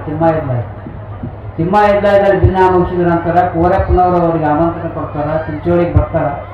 ಚಿಂಚೋಳಿಗೆ ಬಂದಾಗ ಚತುರ್ದಶಿ ದಿನ ಅಂದ್ರೆ ಅಮಾವಾಸ್ಯೆಗಿನ ಮೊದಲಿನ ದಿವಸ ನಡೆದ ಘಟನೆ. ಪುರಾಣದಾಗ ಎಲ್ಲಿದ್ದು ನಮ್ಮ ಅಪ್ಪವ್ರು ಹೇಳಿದ ಘಟನೆ ಎಲ್ಲ ಕರೆಕ್ಟ್ ನಡೆದಿದ್ದು. ಯಾವ ಪುರಾಣದಾಗ ಚರಿತ್ರೆದಾಗ ಎಲ್ಲಿಲ್ಲ, ಕರೆಕ್ಟ್ ನಡೆದ ಘಟನೆ ನಾ ಹೇಳ್ತಾ ಇದ್ದೀನಿ. ಯಾಕಂದ್ರೆ ಅವ್ರದ್ದು 75ನೇ ಜಾತ್ರೆ. ಅವರು ಚಿಮ್ಮಾಯಿದಾಯಿಂದ ಕೋರಪ್ಪನವರ ಆಮಂತ್ರಣದ ಮೇಲೆ ಅಮಾವಾಸ್ಯೆಯ ಎಳ್ಳಾಮಾವಾಸ್ಯೆಯ ಚತುರ್ದಶಿ ದಿನ ಅವ್ರು ಭಿನ್ನ ಮುಗಿತು. ಭಿನ್ನ ಮುಗಿದ ಕೂಡಲೇ ಹಾರ್ಕೋಡು ಚನ್ನಬಸವೇಶ್ವರ ಅವರ ಮರಿದೇವರಾಗಿರ್ತಕ್ಕಂಥ ಉತ್ತರಾಧಿಕಾರಿಯಾಗಿರ್ತಕ್ಕಂಥ ಗುರುಲಿಂಗ ಶಿವಾಚಾರ್ಯನ ಬರಮಾಡಿಕೊಂಡು, ಹೇ ತಮ್ಮ ಗುರುಲಿಂಗಪ್ಪ, ಅವರು ಹೇಳಿದ ಮಾತು ಹಾರ್ಕೋಡು ಮುಕ್ತಿಯವರು ಹೇಳ್ತಾರೆ, ಗುರುಲಿಂಗಪ್ಪ ಈ ಘಟ ತಟ್ಟದಪ್ಪ, ಈಗ ಹಾರ್ಕೋಡು ಕೋಯಿ ಈ ಘಟ ತಟ್ಟದಪ್ಪ, ಈಗ ಹಾರ್ಕೋಡು ಕೋಯಿ ಅಂತ ಚತುರ್ದಶಿ ದಿನ ಹೇಳ್ತಾರೆ ಹಾರ್ಕೋಡು ಮುಕ್ತಿಯವರು. ಯಾಕೆ ಹೇಳಿದ್ರೆ ಅಂದ್ರೆ ಅಲ್ಲಿ ಹಾಕುವ ಎಲ್ಲ ಸದ್ಭಕ್ತಾದಿಗಳು 1 ವರ್ಷ ಪೂರ್ವದಲ್ಲಿ 1950ನೇ ಇಸ್ವಿಯಲ್ಲಿ ಯಪ್ಪ ನೀವು ವಯಸ್ಸಾಗ್ಯದ, ನೀವು ಸಮಾಧಿ ಮಾಡ್ತೀವಿ ತೋರಿಸ್ರಿ ಅಂತ ತಿಳ್ಕೊಂಡು ಹೇಳಿದಾಗ ಮಠದ ಮುಂದೆ ಒಂದು ಪತ್ರಿ ಗಿಡ, ಆ ಪತ್ರಿ ಗಿಡದ ಕೆಳಗಡೆ ಕೂತ್ಕೊಂಡು ಪಾದ ಪೂಜೆ ಮಾಡಿ ಆಗಲೇ ಅಲ್ಲಿ ಗರ್ಭಗದಿಯನ್ನು ಕಟ್ಟಿ ಮುಗಿಸಿದ್ರು. ಕೊಡೋದು ಎಂಥ ದಿವ್ಯ ಶಕ್ತಿ ಇತ್ತಂದ್ರೆ ಆ ಗರ್ಭಗುಡಿ ಕಟ್ಟುವಂಥ ಸಂದರ್ಭದಲ್ಲಿ ಹಾರ್ಕೋಡು ಮುಕ್ತಿಯವರು ತೆಲಂಗಾಣಕ್ಕೆ ಹೋಗಿದ್ರು. ಸೇರಿಕರ್ ತೆಲಂಗಾಣಕ್ಕೆ ಹೋಗಿದ್ರು. ಅವ್ರು ತೆಲಂಗಾಣಕ್ಕೆ ಹೋದಾಗ ಹಾರ್ಕೋಡು ಎಲ್ಲ ಭಕ್ತರು, ಯಪ್ಪ ನಿಮ್ಮ ಸಲುವಾಗಿ ಸಮಾಧಿ ಮಾಡಿ ಗುಡಿ ಕಟ್ಟಿವಿ, ಗುಡಿ ಕಟ್ತಾ ಇದ್ದೀವಿ, ಕಮಾನ್ಗಳೆಲ್ಲ ಆಗ್ಯಾವ್ರಿ ಅಂದರು. ಹಾರ್ಕೋಡು ಮುಕ್ತಿಯವ್ರು ನೋಡಿ ಎಂಥ ಅಂತರ್ಜ್ಞಾನಿ ಇದ್ರು, ಎಂಥ ಪವಾಡ ಪುರುಷರಿದ್ರು ಅಂದ್ರೆ ಅಲ್ಲಿಂದ ಅವ್ರು ತೆಲಂಗಾಣದಾಗ ಇವ್ರು ಹಾರ್ಕೋಡ್ದಾಗ ಗುಡಿ ಕಟ್ಟಾರ. ಗರ್ಭಗವಿ ಏನಪ್ಪ ಗರ್ಭಗವಿ ಎಲ್ಲ ಕಟ್ಟಿರಿ, ಓ ಮ್ಯಾಗಿನ ಟಾಕ್ ಸ್ವಲ್ಪ ತೆಲಿಗೆ ಹತ್ತಾಗ ನೋಡ್ರಪ್ಪ ಅಂತಾರೆ ಅವ್ರು. ಅಲ್ಲೇ ಕುಂತು ಮ್ಯಾಗಿನ ಟಾಕ್ ಇರ್ತಾವ್ರಿ, ಕಲ್ಲಿನ ಟಾಕ್ ಕಮಾನ್ ಅಂತಾರದು, ಕಮಾನ್ ತೆಲಿಗೆ ಹತ್ತಾಗ ನೋಡ್ರಿ ಅಂದಾಗ ಹೆಂಗ್ರಿ ಅಪ್ಪ ಇಲ್ರಿ ಎತ್ತರದ ಹೋಗಿ ನೋಡ್ರಪ್ಪ ತಿಳ್ಕೊಂಡು ನೋಡಿದಾಗ ಅಲ್ಲಿ ದರ್ಶನ ಮಾಡಿ ಹೋದಾಗ ಪಕ್ಕಲ್ಲಿ ತೆರಿಗೆ ಬಿಡಿತು ಹೋಗ್ತಾರೆ ಕೆಳಗಿದ್ದವು. ಪುನಃ ಕಮಾನವನ್ನು ಎತ್ತರ ಮಾಡಿ ಗರ್ಭಗುಡಿ ಕಟ್ತಾ ಇದ್ರು. ಅಂತ ದಿವ್ಯ ಜ್ಞಾನಿಗಳು ಹಾರ್ಕೋಡು ಮುಕ್ತಿಯವರಾಗಿದ್ದರು. ಅವರಿಗಾಗಿ ಅಲ್ಲಿ ಗರ್ಭಗುಡಿ ನಿರ್ಮಾಣ ಆಗಿತ್ತು. ಅದಕ್ಕಾಗಿ ಇಲ್ಲಿ ಚನ್ನಬಸವೇಶ್ವರ ಏನು ಹೇಳ್ತಾರೆ, ಗುರುಲಿಂಗಪ್ಪ ಅವರಿಗೆ ಮಗ ಇದು ಘಟ ತಟ್ಟಲ್ಲ. ಆಗ ಕೋರಪ್ಪನವ್ರು ಏನು ಹೇಳ್ತಾರೆ, ಯಪ್ಪ ಇವತ್ತು ನೀವು ಹೋಗ್ಬೇಕಂದ್ರೆ ಇವತ್ತು ಅಮಾವಾಸ್ಯೆ ಇದೆ, ಎಳ್ಳಮಾಸಿ ದಿನ ನಾನು ಗುರುಗಳಿಗೆ ಬಿಡಲ್ಲ. ಏನು ಮಾಡ್ಬೇಕು, ಅಮಾವಾಸ್ಯೆ ಬಿಡಲ್ಲ ಅವತ್ತು ಮರುದಿನ ಕೋರಪ್ಪನವ್ರು ಈಗ ಹೋಗ್ತೇವಪ್ಪ ನಮ್ಮ ಗುರುಗಳಿಗೆ ಕರ್ಕೊಂಡು, ಯಪ್ಪ ಇವತ್ತು ಕರೀದ ಅಮಾವಾಸ್ಯೆ ಎಳ್ಳಮಾಸಿ ಕರೀದೇನೆ ಹೆಂಗೆ ಹೋಗ್ತಾರೆ, ಇವತ್ತನ್ನು ನಾ ಬಿಡಲ್ಲ ಅಂತ ಕೋರಪ್ಪನವ್ರು ಅಕ್ಷರ ಆಗಿದ ಘಟನೆ ಹೇಳ್ತಾ ಇದ್ದೀನಿ. ಅಂದ್ರೆ ಹಾರ್ಕೋಡು ಮುಕ್ತಿಯವರಿಗೆ ನಮ್ಮ ಭೌತಿಕ ಶರೀರ ವಿಭೂತಿ ಶರೀರ ಉಳಿಯುವುದಿಲ್ಲ ಎನ್ನುವಂಥ ಗ್ಯಾರಂಟಿ ಬರ್ತಿತ್ತು. ಆದರೂ ಕೂಡ ಕೋರಪ್ಪನ ಆಜ್ಞೆ ಅಪ್ಪವ್ರು ಹೆಂಗಾನೆ ಇಲ್ಲ, ಕೊನೆಯ ಸ್ಟೇಜಿಗೆ ಬಂದ್ರೆ ಇಲ್ಲೇ ಐಕ್ಯ ಆಗಿ ಇಲ್ಲೇ ಅವ್ರ ಸಮಾಧಿ ಆಗ ಅಂತ ಕೋರಪ್ಪನ ಮನಸ್ಸು. ಆಗ ಕರಿ ಮರ್ದಿನ ಸಂದರ್ಭದಲ್ಲಿ, ರಾತ್ರಿಯ ಸಂದರ್ಭದಲ್ಲಿ ಅವರಿಗೆ ಊರ್ಧ್ವ ಶ್ವಾಸ ಚಾಲು ಆಗ್ತದೆ. ಊರ್ಧ್ವ ಶ್ವಾಸ ಭಾಳ ತ್ರಾಸಾಗಲ್ಲ. ಊರ್ಧ್ವ ಶ್ವಾಸ ಚಾಲು ಆದಾಗ ಮಡಗಿಸಿರ್ತಾರ.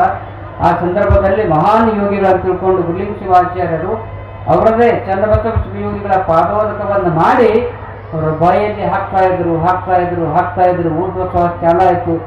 ಅಂತ ಸಂದರ್ಭದಲ್ಲಿ ಹಾರ್ಕೋಡು ಮುಕ್ತಿಯವರು ಯಾರಿಗೆ ನೆನೆಸ್ಯಾರ, ಲಕ್ಷ ಕೊಟ್ಟು ಕೇಳಿದ್ರು. ಅಂಥ ಕೊನೆಯ ಸಂದರ್ಭದಲ್ಲಿ ಶಿವನ ಧ್ಯಾನವನ್ನು ಮಾಡ್ತಾ ಯೋಗ ಸಮಾಧಿಯಲ್ಲಿದ್ದಾಗ ಅವರ ಭಕ್ತಿದ್ದು ಒಬ್ಬ ಭಕ್ತ ಸುಲೇಪೇಟದ ಶಂಕರಪ್ಪ ಕ್ಷೀರಸಾಗರ್, ಶಂಕರ್ ಕ್ಷೀರಸಾಗರ್. ಕೊನೆಯ ಸಂದರ್ಭದಲ್ಲಿ ಅವರಿಗೆಲ್ಲ ಊರ್ಧ್ವ ಶ್ವಾಸ ಚಾಲದಾಗ ಶಂಕರ ಅಂತಿರು, ಯಪ್ಪ ಇಲ್ಲೇ ಇದ್ದೀರಿ, ಯಪ್ಪ ಇಲ್ಲೇ ಇದ್ದೀರಿ.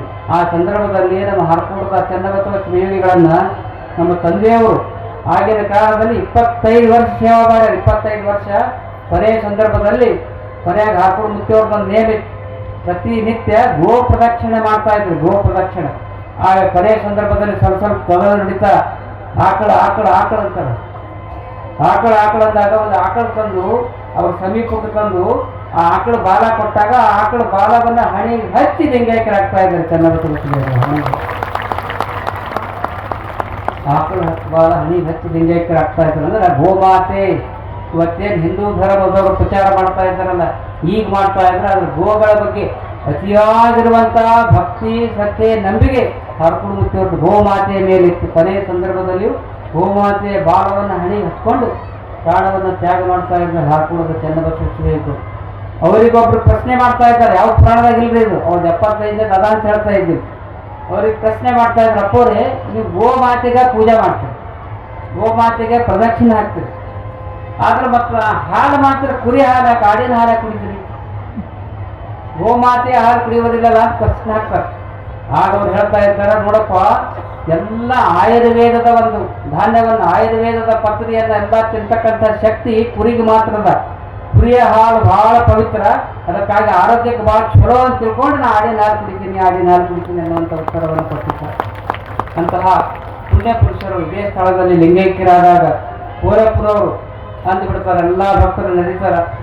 ಹರಕೂಟ ಮುತ್ತಿಯವರು ನಮ್ಮ ಮನ್ಯಾಗ ಲಿಂಗೈಕ್ಯ ಆಗ್ಯಾರ, ಅವ್ರ ಭೌತಿಕ ದೇಹನ ಬಿಡಾರ, ಇಲ್ಲೇ ಸಮಾಧಿ ಆಗಿದೆ, ಹಠ ಹಿಡಿತಾರೆ.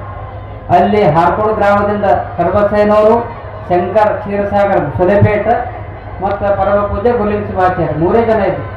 ಹೆಂಗೆ ಮಾಡ್ಬೇಕು, ಎಲ್ಲ ಜನ ನಾವು ಅಪ್ಪವ್ರ ದೇಹ ಬಿಡೋದು, ವಿಭೂತಿ ಶರೀರ ಇಲ್ಲೇ ಆಗ್ಬೇಕು.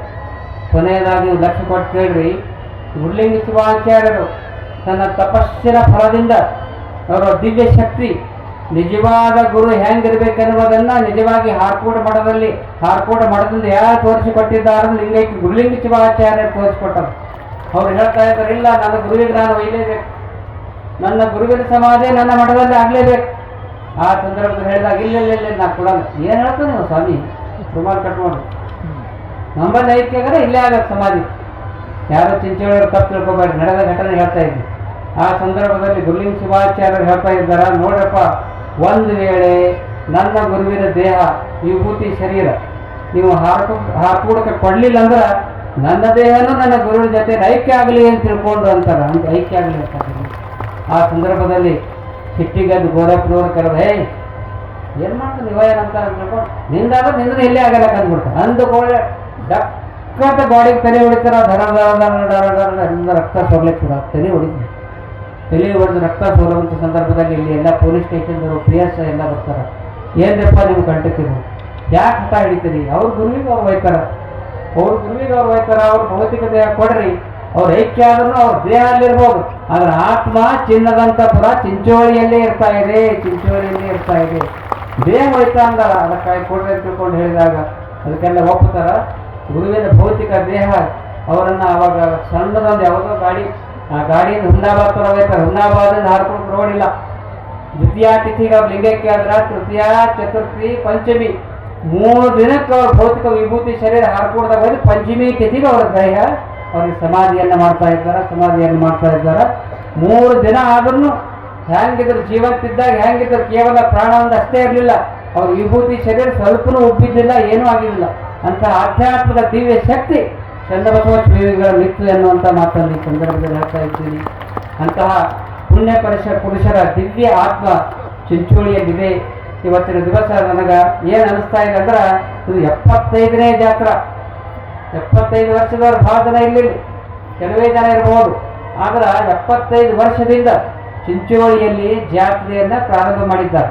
ಇಲ್ಲಿ 75ನೇ ಜಾತ್ರೆ, ಹರಕೂಟದ ಬಂದಾಗಿದ್ದು 74ನೇ ಜಾತ್ರೆ.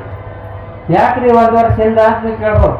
ಅವ್ರು ಯಾಕೆ ಮುಂದೆ ಇರ್ತೀವಿ, ಚಿಂಚೋಳಿಯವರು ಎಲ್ಲಾದ್ರೂ ಮುಂದೆ ಇರಲ್ಲ ಅಂತ ಆ ಕಡೆ ಬಂದು ಕೇಳ್ತಾರೆ. ನಮ್ಮ ಕಡೆ ಬಂದು ಜಾತ್ರೆದಾಗ ಮುಂದೆ, ಕಾರ್ಯಕ್ರಮ ಮಾಡೋದಾಗ ಮುಂದೆ, ಮತ್ತು ಈಗ ದಾಸೋಹ ಮಾಡೋದ್ರಾಗ ಮುಂದೆ, ಯಾಕ್ರಿ ಎಲ್ಲಾದ್ರಾಗ ಮುಂದೆ ಅಂದ್ರೆ ಅವ್ರಿಗೆ ಅಲ್ಲಿ ಏನಾಗಿತ್ತು ಅಂದ್ರೆ, 2ನೇ ಮಸಿಗೆ ಚನ್ನಬಸವೇಶ್ವರ ಲಿಂಗೈಕ್ಯ ಆದಾಗ ಒಂದು ಅವಕ್ರಮಾಸಿ ಶಿವರಾತ್ರಿ ಅವರ ಜಯಂತಿ, ಶಿವರಾತ್ರಿಗೆ ಅವ್ರ ಜಯಂತಿ ಇರ್ತದೆ, ಜಯಂತಿಗೆ ಇವರು ಜಾತ್ರಾ ಮಾಡಿದ್ರು ಪ್ರಾರಂಭ. ಅದಕ್ಕಾಗಿ ಇದು 75ನೇ ಜಾತ್ರೆ.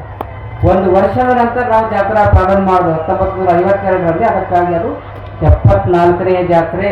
ಇವೆಲ್ಲ ವಿಷಯ ನಿಮಗೆ ಗೊತ್ತಿಲ್ಲ, ಅದಕ್ಕಾಗಿ ಸಾಂದರ್ಭಿಕವಾಗಿ ಕೆಲವು ಮಾತುಗಳನ್ನು ಹೇಳ್ತಾ ಇದ್ದೀನಿ. ಆ ವಿಷಯದಲ್ಲಿ ತಾವೆಲ್ಲರೂ ಕೂಡ ಅದು ಬಹಳ ಖುಷಿಯಿಂದ ಮಹಾತ್ಮರ ವಾಣಿಯನ್ನು ಕೇಳಬೇಕು, ಅವರ ಆಶೀರ್ವಚನವನ್ನು ಕೇಳಬೇಕು ಅನ್ನೋ ಸದ್ಭಾವನೆಯನ್ನು ಇಟ್ಕೊಂಡು ಬಂದೀವಿ. ಈ ಸಂದರ್ಭದಲ್ಲಿ ಒಂದು ಮಾತು ಹೇಳಬೇಕಾಗ್ತಾ ಇದೆ. ಮಹಾತ್ಮರಂತೆ ಯಾರಿಗೆ ಕರೀಬೇಕು? ಯಾರಿಗೆ ಮಹಾತ್ಮ ಶಿವಯೋಗಿ ಅನ್ಬೇಕು? ಸಂತುಷ್ಟ ಸತತಂ ಯೋಗಿನಃ. ಯಾರು ಸದಾಕಾಲ ಸಂತೋಷದಿಂದಿರುತ್ತಾರೆಯೋ ಅವರೇ ಯೋಗಿಗಳು, ಚನ್ನಬಸವ ಶಿವಯೋಗಿಗಳು. ಹಸನ್ಮುಖಿಗಳಾಗಿ ಯಾರಿಗೆ ನಿಜವಾಗಿ ಸದಾಕಾಲ ಸಂತೋಷದಿಂದಷ್ಟೇ ಅಲ್ಲ, ಯಾರ ಭೌತಿಕ ದೇಹ ಗತಿಸಿ ಹೋದ್ರೂ ಕೂಡ ಸ್ವಾಮಿ ವಿವೇಕಾನಂದರು ಇಲ್ಲ, ಗುರುಸಿದ್ದೇಶ್ವರರು ಇಲ್ಲ, ಶರಣ ಬಸವೇಶ್ವರರು ಇಲ್ಲ, ಅವರ ಭೌತಿಕ ದೇಹ ಇಲ್ಲ. ಆದರೆ ಯಾರ ನಾಮಸ್ಮರಣೆಯಿಂದ, ಯಾರ ಧ್ಯಾನದಿಂದ ನಮಗೆ ಬಂದಿರತಕ್ಕಂಥ ಕಷ್ಟಗಳು ದೂರ ಆಗುತ್ತವೆಯೋ, ಯಾರ ಭಾವಪೂಜೆ, ಯಾವರ ಭಾವಚಿತ್ರಕ್ಕೆ ಪೂಜೆ ಮಾಡಿದಾಗ ನಮ್ಮ ಎಲ್ಲ ಕಂಟಕಗಳು ದೂರ ಆಗಿ ನಮಗೆ ಸುಖ ಸಿಗ್ತಾ ಇದೆಯಲ್ಲ, ಅದೇ ನಿಜವಾದ ಮಹಾತ್ಮರು, ಅವರೇ ನಿಜವಾದ ಮಹಾತ್ಮರು, ಹಾರ್ಪೂರ ಚನ್ನಬಸವ ಶಿವಯೋಗಿಗಳು ಎನ್ನುವಂಥ ಮಾತನ್ನು ಈ ಪವಿತ್ರ ಸಂದರ್ಭದಲ್ಲಿ ಹೇಳಿ, ಇಂತಹ ಪವಿತ್ರ ಸಂದರ್ಭದಲ್ಲಿ ನೀವೆಲ್ಲ ಬಂದಿರಿ. ಒಂದು 2 ಮಾತುಗಳನ್ನು ಹೇಳಿ ನನ್ನ ಮಾತನ್ನು ಮುಗಿಸ್ತಾ ಇದ್ದೀನಿ. ಇದೇನು ಬಾಡಿ ಇರಲ್ಲ, ಬಾಡಿ ಒಂದು 3 ಮಾತು ನೆನಪಿಡ್ರಿ. ಮಾನವನ ದೇಹ ಶರೀರದಲ್ಲ, ಇದ್ರಾಗ 3 ಫ್ಯಾಕ್ಟ್ರಿ ಇರಬೇಕು. 3 ಫ್ಯಾಕ್ಟ್ರಿ, ಬೇರೆ ಬೇರೆ ಫ್ಯಾಕ್ಟ್ರಿ ನೋಡ್ತಾ ಇದ್ರಲ್ಲ, ಈ ಬಾಡಿದಾಗ 3 ಫ್ಯಾಕ್ಟ್ರಿ ಹಾಕೊಳ್ಳೋದು. ಮೊದಲನೇದಂದ್ರೆ ತಲೆ ಹೇಗಪ್ಪ ಅಂತಂದ್ರೆ ಇದು ಐಸ್ ಫ್ಯಾಕ್ಟ್ರಿ ಆಗ್ಬೇಕು. ಐಸ್ ಫ್ಯಾಕ್ಟ್ರಿ ತಲೆ ಐಸ್ ಫ್ಯಾಕ್ಟ್ರಿ ಆಗ್ಬೇಕಂದ್ರೆ ಅದು ಇದು ಫ್ರಿಜ್ದಾಗ ಇದ್ದಂತ ತೆರೆದಾಗ ನೋಡ್ಬೇಕಂದ್ರೆ ಏನೆಲ್ಲ ಕೇಳ್ಬೋದು. ಐಸ್ ಫ್ಯಾಕ್ಟ್ರಿ ಅಂದ್ರೆ ನಮ್ಮ ಮನಸ್ಸು ಯಾವಾಗಲೂ ತಂಪಾಗಿರ್ಬೇಕು. ಅಂದ್ರೆ ನಕಾರಾತ್ಮಕ ಭಾವನೆಯನ್ನು ಬಿಟ್ಟು ಸಕಾರಾತ್ಮಕ ಭಾವನೆಯನ್ನು ತೊಡಗಿಸಿಕೊಂಡು ಸದಾಕಾಲ ಆಧ್ಯಾತ್ಮದ ಚಿಂತನೆಯಲ್ಲಿ ಯಾರು ಇರ್ತಾ ಇದ್ದಾರಲ್ಲ, ಅವರ ಮನಸ್ಸು, ಅವರ ತಲೆ ಏನಾದರೂ ಐಸ್ ಫ್ಯಾಕ್ಟ್ರಿ ಆಗ್ತಾ ಇದೆ. ಆ ದಿಶೆಯಲ್ಲಿ ಶಾಂತ ಚಿತ್ತರಾಗಿದ್ದಾಗ ನಮ್ಮ ಜೀವನ ಹಸನ್ಮುಖಿ ಆಗ್ತಾ ಇದೆ ಅನ್ನುವಂಥ ಮಾತನ್ನು ಈ ಸಂದರ್ಭದಲ್ಲಿ ಹೇಳಿ, ಇದು ತಲೆ ಐಸ್ ಫ್ಯಾಕ್ಟ್ರಿ, ಬಾಯಿ ಹೆಂಗಿರ್ಬೇಕು ರೀ? ಶುಗರ್ ಫ್ಯಾಕ್ಟ್ರಿ ಆಗಬೇಕು. ಶುಗರ್ ಫ್ಯಾಕ್ಟ್ರಿ ಅಂದ್ರೆ ದಿನ ಒಂದು ಚಮಚ ಸಕ್ಕರೆ ಹಾಕೋಬೇಕಂದ್ರೆ ಕೇಳ್ಬೋದು. ಶುಗರ್ ಇದ್ದರೆ 2 ಚಮಚ ಸಕ್ಕರೆ ಹಾಕಿದ್ರೆ ಏರ್ಪೋದು ದೋಸೆ ಅಡಿಸಬೇಕು. ಶುಗರ್ ಫ್ಯಾಕ್ಟ್ರಿ ಅಂದ್ರೆ ನಮ್ಮ ಆಗಲೇ ಗಾಯಗಳು ಹಾಡಲ್ಲ, ನುಡಿದರೆ ಮುತ್ತಿನ ಹಾರದಂತಿರಬೇಕು, ನುಡಿದರೆ ಸ್ಫಟಿಕದ ಸಲಾಕಿಯಂತಿರಬೇಕು, ನುಡಿದರೆ ಮಾಣಿಕ್ಯದ ದೀಪ್ತಿಯಂತಿರಬೇಕು, ನುಡಿದರೆ ಲಿಂಗವೆಚ್ಚೆ ಹೌದು ಎನ್ನಬೇಕೆನ್ನುವಂತೆ ನಮ್ಮ ಬಾಯಿ ಇರಬೇಕೆನ್ನುವಂಥ ಮಾತನ್ನು ಹೇಳ್ತಾರೆ. ನಿಮಗೆ ಯಾರಾದರೂ ಒಂದು ವೇಳೆ ಬೈದ್ರಂದ್ರೆ, ನಿನ್ನ ಎಡಕೆನ್ನೆಗೆ ಹೊಡೆಯುವವರಿಗೆ ಯೇಸು ಕ್ರಿಸ್ತ ಹೇಳ್ತಾ ಇದ್ದಾರೆ, ನಿನ್ನ ಎಡಕೆನ್ನೆಗೆ ಹೊಡೆಯುವವರಿಗೆ ನಿನ್ನ ಬಲಕೆನ್ನೆಯನ್ನು ಮುಂದೆ ಮಾಡು. ಈ ಕಡೆ ಹೊಡೆದ್ರಂದ್ರೆ ಇದು ಮುಂದೆ ಮಾಡ್ಬೇಕಂತ. ಅದಕ್ಕಾಗಿ ನಿಮಗೆ ಯಾರಾದರೂ ಒಂದು ಬೈದ್ರಂದ್ರೆ, ಹಳ್ಳಿಯಾಗ ನೋಡ್ರಿ ಒಂದು ಬೈದ್ರಂದ್ರೆ ಮುತ್ತೆ ಹೇಳ್ತಾನೆ ಮಗನಿಗೆ ಸಾಯುವಂಥ ಸಂದರ್ಭದಲ್ಲಿ, ಮಗ ಮ್ಯಾಗಿನ ಮನೆ ಮಾಡಪ್ಪ ನನಗೆ ಬೈದಾನ, ಏನಾರ ಮಾಡಿ ಹೆಂಗಾರ ಮಾಡಿ ಅವ್ರಿಗೆ ಖಲಾಸ್ ಮಾಡಿ ಹೋಗ್ಬೇಕು ನೋಡಿ ಅಂತ ಹೇಳ್ತಾರೆ. ಇದು ಜೀವನ. Hate the sin but not the Sinner. ಪಾಪವನ್ನು ದ್ವೇಷಿಸು, ಪಾಪಿಯನ್ನಲ್ಲ. ರೋಗವನ್ನು ನಿರ್ಮೂಲನೆ ಮಾಡು, ರೋಗವನ್ನು ನಿರ್ಮೂಲನೆ ಮಾಡು, ರೋಗಿಯನ್ನೇ ನಿರ್ಮೂಲನೆ ಮಾಡಬೇಡ ಎನ್ನುವ ತತ್ವದಂತೆ ಯಾರಾದರೂ ಕೆಟ್ಟದ್ದು ಮಾಡಿದ್ರೆ ನಾವು ಅವ್ರಿಗೆ ಕೆಟ್ಟದ್ದು ಮಾಡ್ಲಿಕ್ಕೆ ಹೋಗ್ಬಾರ್ದು. ನಿಮ್ಮ ಬಂಧು ಬಳಗದಾಗ ನಿಮ್ಗೆ ಯಾರಾದ್ರೂ ಸ್ವಲ್ಪ ತ್ರಾಸ ಕೊಡ್ತಾರೆ, ತ್ರಾಸ ಆದ ಕೂಡ ಈಗಿನ ಕಾಲದಾಗ ಹೆಂಗಾಗಿದ್ರೆ ಒಂದು ಸಲ ಏನೋ ಬಂಧು ಬಳಗ ಒಂದು ಮಾತಾಡಿದ್ರೆ ಮಾತು ಬಂದು ಮುಂದೆ ಅವ್ರ ಮನೆಗೆ ಹೋಗೋದಿಲ್ಲ. ಯಾಕಂದ್ರೆ ನಿಮಗೆ ಅಮೇರಿಕಾ ಭಾಳ ಸಮೀಪ ಇರ್ತದೆ, ಟಿ ವಿ ಮುಖಾಂತರ. ಮಗ್ಗಲು ಮನೆಯವರು 5 ಕಿಲೋಮೀಟರ್ ದೂರ ಇರ್ತಾರೆ, ಮಾತೇ ಇಲ್ಲ. ಅದಕ್ಕಾಗಿ ನಿಮಗೆ ಯಾರಾದರೂ ಅಂದ್ರೂ ಅದನ್ನು ಹೊಟ್ಟಾಗಿ ಹಾಕ್ಕೊಂಡು ನಿಜವಾಗಿ ಶಾಂತ ಚಿತ್ತರಾಗಿರ್ಬೇಕು. ಒಂದು ಸಣ್ಣ ಉದಾಹರಣೆಯನ್ನು ಹೇಳ್ತಾ ಇದ್ದೀನಿ. ಹೆಂಗಂದ್ರೆ ಅಕ್ಕಸಾಲಿಗ ಪ್ರಕಾರ, ಅಕ್ಕಸಾಲಿಗ ಬಂಗಾರದ ಒಡವೆಯನ್ನು ಮಾಡ್ತಾ ಇದ್ದೆ. ಲಕ್ಷ ಕೊಟ್ಟು ಕೇಳಿ ನೀವು, ಬಂಗಾರದ ಒಡವೆ ಮಾಡುವಾಗ ಹಿತ್ತಾಳಿ ಸುತ್ತಿಗೆಯಿಂದ ಆ ಆಭರಣಕ್ಕೆ ಹಿಂಗೆ ಹೊಡಿತಿದ್ದ, ಬಂಗಾರಕ್ಕೆ ಹೊಡಿತಾ ಇದ್ದ. ಹೊಡೆಯುವಂಥ ಸಂದರ್ಭದಲ್ಲಿ ಆಭರಣ ತಯಾರಾಗ್ತಾ ಇತ್ತು. ಅಕ್ಕಸಾಲಿಗನ ಎದುರ ಒಂದು ಕಂಬಾರ ಅಂಗಡಿ ಇತ್ತು, ಕಂಬಾರ ಅಂಗಡಿ. ಅಲ್ಲಿ ಕಂಬಾರ ಆಯುಧಗಳನ್ನು ತಯಾರು ಮಾಡ್ತಾ ಇದ್ದಾರೆ. ಸುತ್ತಿಗೆಯನ್ನು ತೆಗೆದುಕೊಂಡು ಹೊಡೆಯುವಾಗ ಕಡಲ್ ಕಡಲ್ ಕಡಲ್ ಅಂತ ಅದು ಬಂಗಾರ, ಅದು ಕಬ್ಬಿಣ ಆವಾಜ್ ಆಗ್ತಾ ಇತ್ತು. ಬಂಗಾರ ಕೇಳ್ತದ, ನನ್ನ ಬೆಲೆ ಭಾಳದ, ಸಣ್ಣ ವಸ್ತು ನನ್ನ ಕೊಳ್ಳಾಗ ಹಾಕೊಂಬ ಸರ ಮಾಡ್ತಾ ಇದ್ದಾರ, ನನಗೆ ಸುತ್ತಿಗೆಯಿಂದ ಏಟು ಹೊಡೆದ್ರೆ ನಾ ಜರ ಆವಾಜ್ ಮಾಡಲ್ಲ, ಏಟ್ ಹೋಗಿರ್ತೀವೋ ಏಟ್ ಅವಾಜ್ ಮಾಡ್ತಿ ಅಂತ ಕಬ್ಬಿಣಕ್ಕೆ ಬಂಗಾರ ಕಾಡ್ತದ. ನಾ ಅವತ್ತೇ ಮಾಡಲ್ಲ ಬಂಗಾರ ಆವಾಜ್ ಮಾಡುವಾಗ ನೀ ಕಬ್ಬಿಣ ಸುತ್ತಿಗೆ ನೋಡಿ ಏಡ್ತಿರ್ತಿ ಕಡಲ್ ಅಂದಾಗ ಕಬ್ಬಿಣ ಹೇಳ್ತೀವಿ ಮಹತ್ವದ ಮಾತು. ನೋಡಿ ಎಂತ ಮಾತು ನೋಡಪ್ಪ, ನಿನಗ ಯಾರು ಹೊಡಿತಾ ಇದ್ದಾರಂತಂದ್ರ ಬಂಗಾರಕ್ಕ ಹಿತಾಳಿ ಹೊಡಿತಾ ಇದೆ. ಹಿತಾಳಿ ಬಂಗಾರ ಹೊಡಿತಾ ಇಲ್ಲ, ಬಂಗಾರಕ್ಕ ಹಿತಾಳಿ ವಸ್ತುವಿನಿಂದ ಸುತ್ತಿಗೆಯಿಂದ ಹೊಡಿತಾ ಇದ್ದಾರೆ, ಬ್ಯಾನಿ ಆಗಲ್ಲ. ನಮ್ಗೆ ಕಬ್ಬಿಣಕ್ಕ ನಮ್ಮವರ ಗೊತ್ತಾ ಇದ್ದಾರಪ್ಪ, ಅದಕ್ಕೆ ನನಗೆ ದುಃಖ ಆಗ್ತಾ ಇದೆ ಅನ್ನೋ ಅಂತ ಮಾತನ್ನು ಹೇಳ್ತಾರೆ. ಜಗತ್ತಿನಲ್ಲಿ ದುಃಖ ನಮಗೆ ಯಾವಾಗ ಆಗ್ತದೆ ಅಂದ್ರೆ ನಾವು ಯಾರ ಮೇಲೆ ನಂಬಿಕೆ, ಪ್ರೀತಿ, ಶ್ರದ್ಧೆ, ವಿಶ್ವಾಸದಿಂದ ಬಾಳ್ತೀವಿ, ಅವರಿಂದ ಅಪಹಾಸ್ಯ ಮಾತಾದಾಗ, ಅವರಿಂದ ನೋವುಂಟು ಮಾತಾದಾಗ, ಅವರಿಂದ ತ್ರಾಸ ಕೊಟ್ಟಾಗ ನಮಗೆ ಬಹಳ ದುಃಖ ಆಗ್ತದೆ. ದಯವಿಟ್ಟು ನೀವು ಜಗತ್ತಿನಲ್ಲಿ ನಿಮ್ಗೆ ಯಾರಾದರೂ ನಿಮ್ಮ ಬಂಧುಗಳು ಬೈದರ, ಬಹಳ ಜನ ಹೆಣ್ಮಕ್ಳು ಒಂದು ಸಲ ಕಲಬುರಗಿ ನಾ ಕೇಳೀನಿ, ಎಷ್ಟು ವರ್ಷ ಆಯ್ತು ತೋರ್ ಮನೆಗೆ?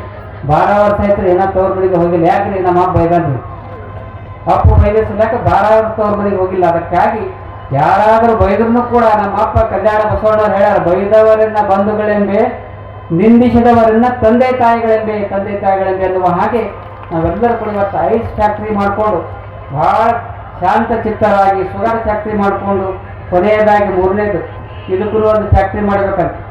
ಇದು ಯಾವ ಫ್ಯಾಕ್ಟ್ರಿ ಆಗಬೇಕು? Love factory god. ಯಾಕೆಂದ್ರೆ ನೀವು ನಿಜವಾಗಿ ಇದು ಲವ್ ಫ್ಯಾಕ್ಟ್ರಿ ಮಾಡ್ಕೊಂಡಾಗ ಲವ್ ಈಸ್ ಗಾಡ್.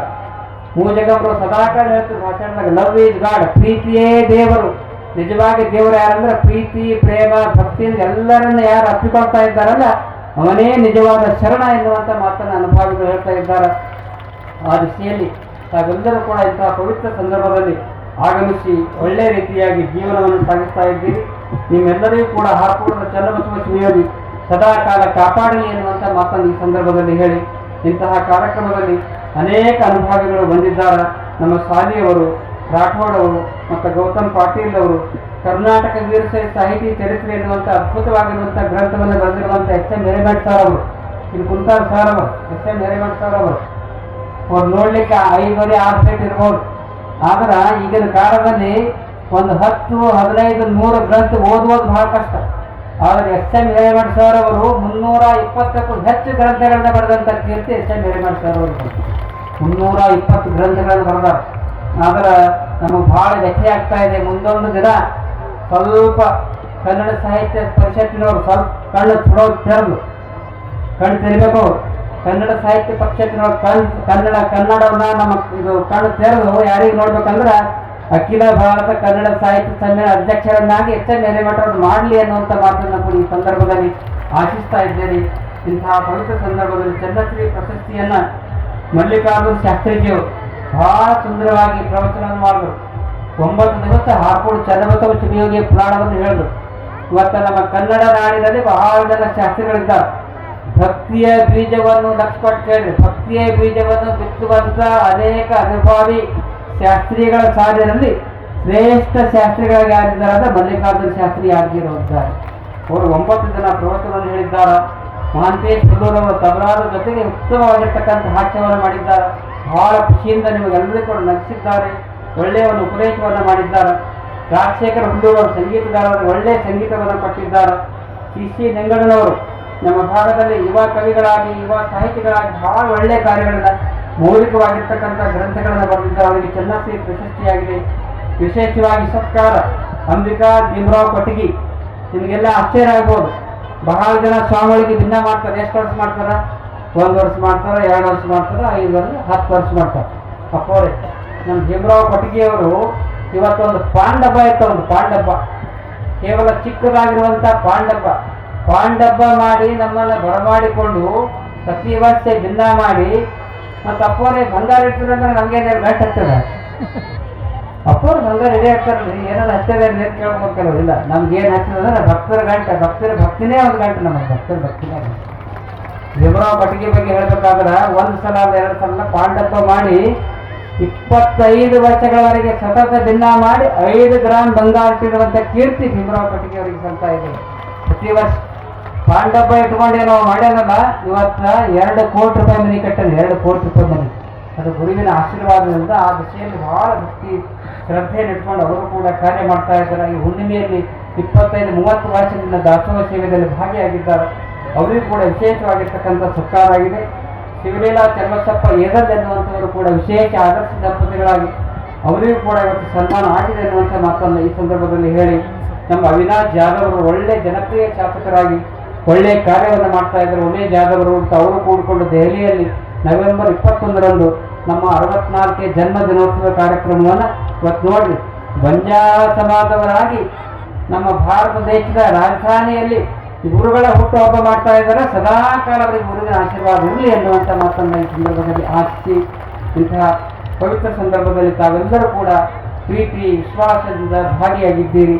ನಿಮ್ಗೆ ಯಾರಾದರೂ ಮನಸ್ಸಿಗೆ ನೋವು ಮಾಡಿದ್ರ, ಒಬ್ಬ ತಾಯಿ ಹೇಳಿದ್ರು, ಇವತ್ತು ಚಿಂಚೋಳಿ ಮಠಕ್ಕೆ ಬಂದಾಗ ಒಬ್ಬ ತಾಯಿ ಹೇಳಿದ್ರು, ಯಪ್ಪ ನನ್ನ ಮಗಳು ನೋಡ್ರಿ, ನಡೆದ ಘಟನೆ, ನನ್ನ ಮಗಳು ಬಾಯ್ದಾಗ ಬೀಳಕ್ಕೆ ಹೋಗಲ್ರಿ, ಬಾಯ್ದಾಗ ಬೀಳಕ್ಕೆ ಹೋಗ್ರಿ.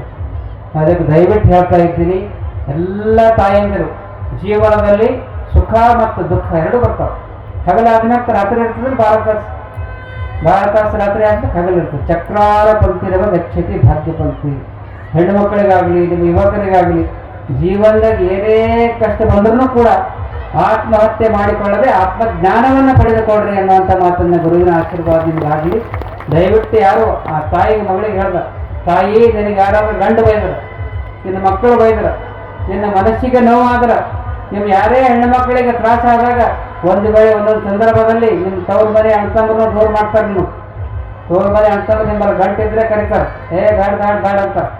ಯಾರಾದ್ರೂ ನಿಮ್ಗೆ ಕರೀದೇ ಇದ್ದಾಗ ನಿಮ್ಮೆಲ್ಲರಿಗೆ ತವ್ರ ಮನೆ ಯಾವುದಾದ್ರೆ ಹಾರ್ಕೊಂಡು ಮಠವೇ ನಿಮ್ಗೆ ತವ್ರ ಮನೆ ಅನ್ನುವಂಥ ಮಾತನ್ನು ತಾಯಂದಿರಿಗೆ ಆತ್ಮವಿಶ್ವಾಸದಿಂದ ಈ ಮಾತನ್ನು ಹೇಳ್ತಾ ಇದ್ದೀನಿ. ಬಹಳ ಖುಷಿಯಿಂದ, ನಂಬಿಕೆಯಿಂದ, ಪ್ರೀತಿಯಿಂದ ನೀವು ಕಷ್ಟ ಬಂದಾಗ ಬರ್ರಿ. ಯಾಕಂದ್ರೆ ನೂರಾರು ಹೆಣ್ಮಕ್ಳು ಇವತ್ತು ಬದುಕಿದ್ದಾರೆ. ಒಬ್ಬ ಹೆಣ್ಮಗಳು ಆತ್ಮಹತ್ಯೆ ಮಾಡ್ಕೋಬೇಕಂತ ಹೊಂಟಿಳ, ಅವಾಗ ಒಬ್ಬ ಬಾಯಿ ಹೇಳ್ತಾರೆ, ತಂಗಿ ಯಾಕೆ ಬಾಯಿದಾಗ ಹೋಗ್ಬಿಡ್ತೀವಿ, ಹರ್ಕೊಡಪ್ಪನ ಮಠಕ್ಕೆ ಹೋಗೋದ್ರೆ ಒಳ್ಳೇದಾಗ್ತದೆ ತಿಳ್ಕೊಂಡು ಹೇಳಿದಾಗ ಆ ತಂಗಿಗೆ ಆಶೀರ್ವಾದ ಮಾಡಿ ಶಾಲ್ ಹಚ್ಚಿದಾಗ ಆಕೆ ಮುಂದೆ 12 ವರ್ಷ ಏನಾಗಿಲ್ಲ, 12 ವರ್ಷ ಏನಾಗಿದೆ. ಅದು ಸೇರಿ ಆತ್ಮಸ್ಥೈರ್ಯದಿಂದ ನೀವೆಲ್ಲ ಬದುಕಬೇಕು. ಒಳ್ಳೆಯ ಮಕ್ಕಳಿಗೆ ಒಳ್ಳೆಯ ಸಂಸ್ಕಾರವನ್ನು ಕೊಡ್ರಿ. ಆ ದಿಸೆಯಲ್ಲಿ ಬಾಳಿದಾಗ ನಿಮ್ಮೆಲ್ಲರ ಜೀವನ ಸಾರ್ಥಕತೆ ಆಗ್ತಾ ಇದೆ ಅನ್ನುವಂಥ ಮಾತನ್ನು ಈ ಪವಿತ್ರ ಸಂದರ್ಭದಲ್ಲಿ ಹೇಳಿ, ಇಂತಹ ಪವಿತ್ರ ಕಾರ್ಯಕ್ರಮಕ್ಕೆ ಪರಮ ಪೂಜ್ಯರು ಆಗಮಿಸಿದ್ದಾರೆ. ಅವರು ಆಚಾರ ವಿಚಾರ ಸಂಪನ್ನರಾಗಿ ದಿವ್ಯ ಜ್ಞಾನಿಗಳಾಗಿ ಹಾನಗಲ್ಲ ಗುರುಕುಮಾರೇಶ್ವರ ಶಿವಯೋಗಿಯ ಪೀಠಾಧಿಪತಿಗಳಾಗಿ ಒಳ್ಳೆಯ ಕಾರ್ಯವನ್ನು ಮಾಡಿದ್ದಾರೆ. ಅವರಿಗೂ ಜೀವನದಲ್ಲಿ ಸುಖ ದುಃಖ ಬರ್ತಾವ. ಸುಖ ದುಃಖ ಏನು ಬಂದ್ರೂ ಕೂಡ ನನಗೊಂದು ಆತ್ಮವಿಶ್ವಾಸ ಇದೆ. ಏನೇ ಕಷ್ಟ ಪೂಜ್ಯರಿಗೆ ಬಂದ್ರೂ ಕೂಡ ಹಾನಗಲ್ಲ ಗುರುಕುಮಾರ ಶಿವಯೋಗಿಯ ಕರುಣೆಯ ಕಂದರಾಗಿ ನೀವು ದಿವ್ಯ ಜ್ಯೋತಿಯಾಗಿ ಬೆಳಗ್ತೀರಿ ಅನ್ನುವಂಥ ಆತ್ಮವಿಶ್ವಾಸ ನನಗಿದೆ ಎನ್ನುವಂಥ ಮಾತನ್ನು ಕೂಡ ಈ ಸಂದರ್ಭದಲ್ಲಿ ಹೇಳಿ, ಅವರ ಕೃಪಾಶೀರ್ವಾದ ನಮ್ಮ ಮೇಲೆ ಸದಾ ಕಾಲ ಇರಲಿ ಎಂದು ಶುಭ ಹಾರೈಸಿ 2 ಮಾತುಗಳನ್ನು ಮುಗಿಸ್ತೇನೆ. ಈ ವಾಹಿನಿಯನ್ನು ನಿರಂತರವಾಗಿ ವೀಕ್ಷಿಸಲು ಯೂಟ್ಯೂಬ್ನಲ್ಲಿ ಶ್ರೀ ಹಾರಕೂಡ SRIHARKOOD ಎಂದು ಟೈಪ್ ಮಾಡಿ. ನಮ್ಮ ಈ ಚಾನೆಲ್ಗೆ ಸಬ್ಸ್ಕ್ರೈಬ್ ಮಾಡಿ, ಬೆಲ್ ಅನ್ನು ಒತ್ತಿರಿ.